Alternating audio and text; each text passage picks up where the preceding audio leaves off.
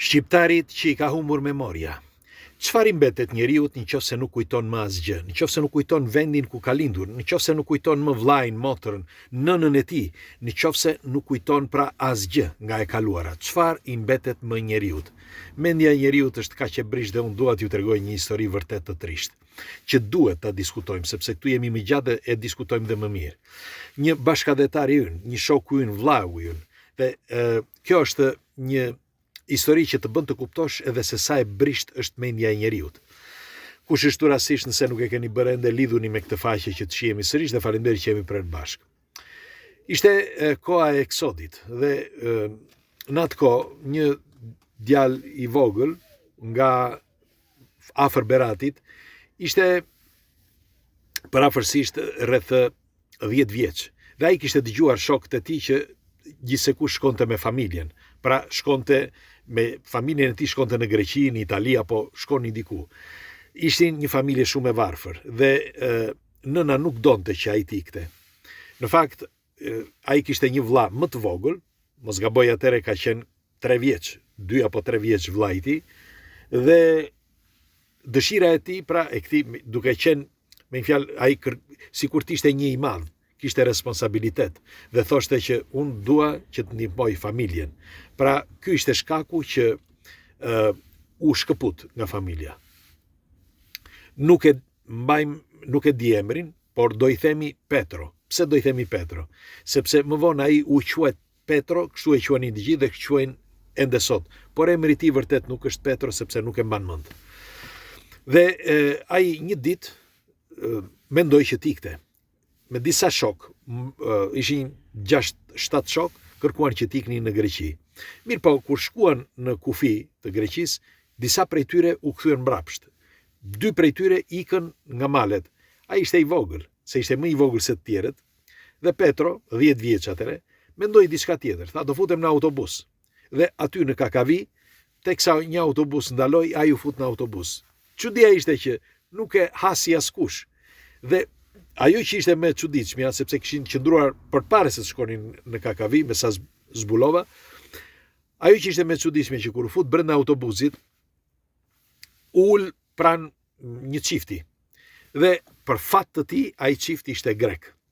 Kur shkuan në Kakavi që u fut ai polici që të shikonte, kishte raste në atë kohë, edhe sot ka raste që nuk kontrollohen.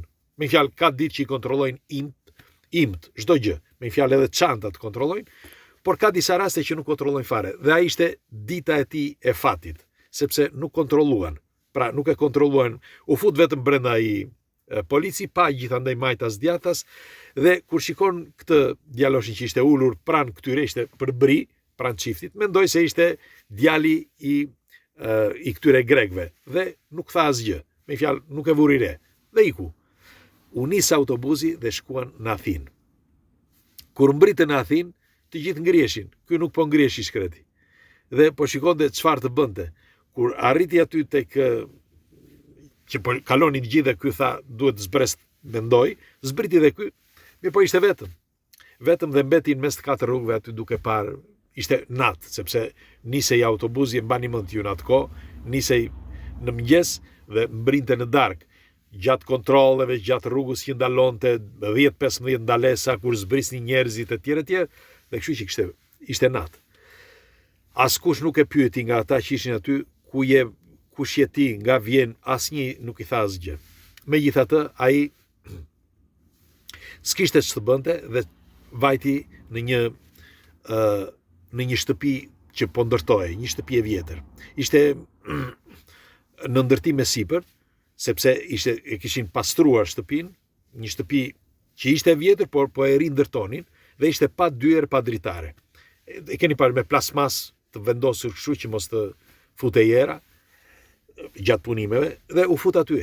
U fut aty, ndejti atë natë, s'kishte asgjë me vete, as bukë, as ujë, asgjë.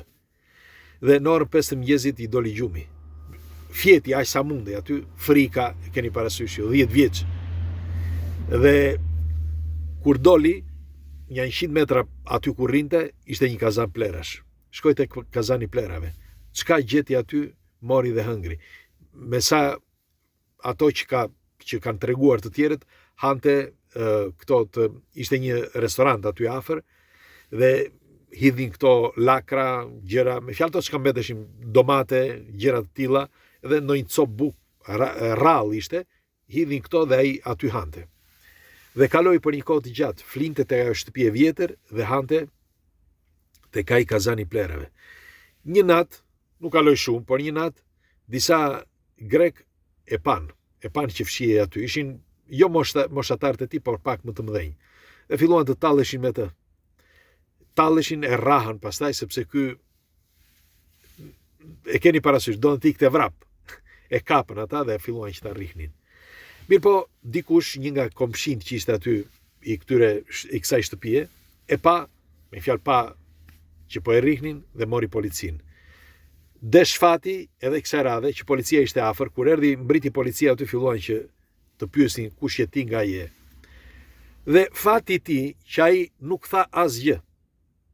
E pyetën nga je, kush je, asgjë nuk tha, sepse nuk dinte greqisht. Mirë po, nga ajo që nuk dinte greqisht, ai edhe përdori këtë ndoshta, apo ndoshta kishte psuar një kolaps në tru, askush nuk e di. Por ai nuk foli. Mirë po, kjo e ndihmoi, sepse e morën edhe çuan në Befotrof. Në fakt, policia mendoi se ishte ndonjë i Befotrofit që kishte ikur dhe kështu që e morën e çuan atje.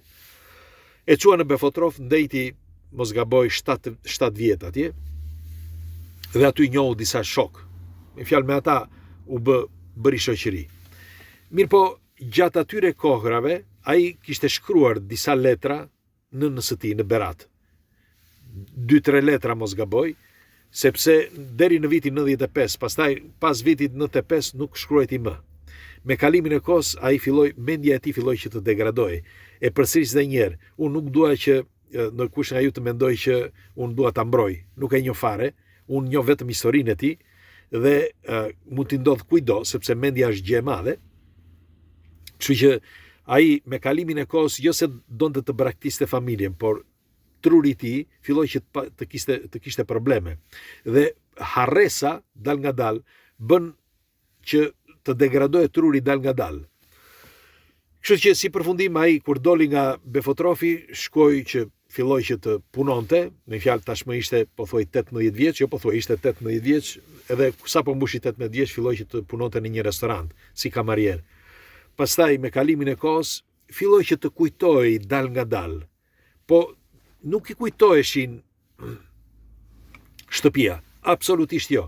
Ende sot nuk i kujtohet shtëpia, nuk i kujtohen nëna, nuk i kujtohet asgjë prej gjëje. Por i kujtohen vetëm kur shkoi në Athinë, kur mbeti në mes të rrugës, kur flinte tek ajo shtëpi e vjetër dhe kur hante në kazanin e plerave.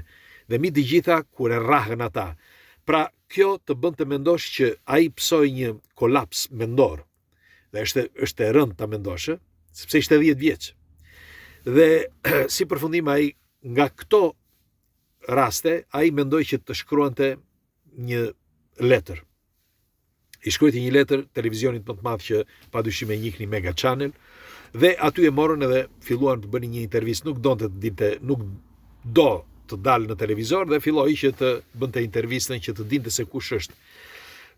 Dinte që vinte nga Shqipëria, por nuk mande mend asgjë. Dhe kështu që e nxorën atë programin në televizor.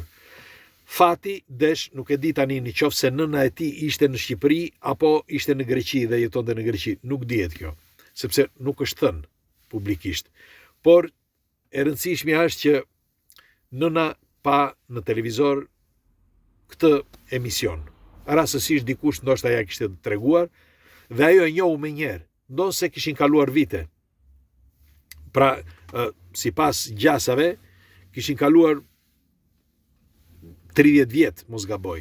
Megjithatë, ajo pasi e pa, mori në telefon dhe shkoi atje tek zona ku ky punonte.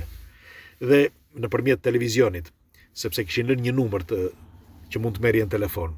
Kur shkoi që ta takonte, ai moment aty është momenti më i dhimbshëm që kam parë ndonjëherë në jetën time. Pse? Unë nuk pash vetëm për qafimin. Jo. Po ta shikoni, ky Petro, që takon nënën e tij, është vërtet e dhimbshme të mbushen syt me lot. Pse? Sepse ai mundohet që të kujtohet, por nuk kujton asgjë. Shikoni nga shikimi i tij.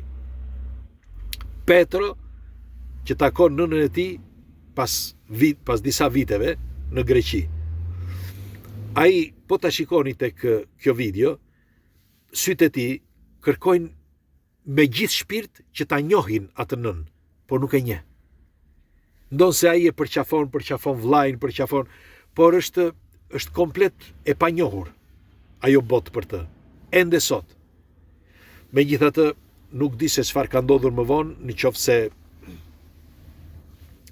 u frekuentuan, nëse ai shkoi u kthye në Shqipëri apo jo, apo ndejti më gjatë me nënën e tij, nuk e di këtë, por di vetëm kaq.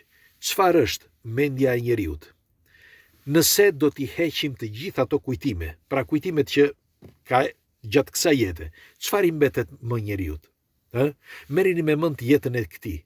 Si mund të jetë jeta e këtij që nuk kujton asgjë nga jeta e mëparshme? Si është e mundur? Pra çfarë i ndodh trurit të njeriut në këtë rast? Dhe tjetra, çfarë mund të thuash në një argument të tillë? Si mund ta klasifikosh një argument të tillë? Që njeriu të mos kujtojë nënën e tij, vllajin, familjen, vendin ku ka lindur. Pra, është e dhimbshme, dhe ndaj doja ta diskutoj me ju, çfarë mendim keni, qofse dikush nga ju që jetoni në Greqi, qofse e njihni këtë rast, na tregoni ju lutem kush është, dhe nëse gjendja e tij është përmirësuar dhe nëse takohet me nënën e tij sot, nëse vazhdon të takohet. Pres komentet tuaja dhe kalofshi bukur, një ditë mbar.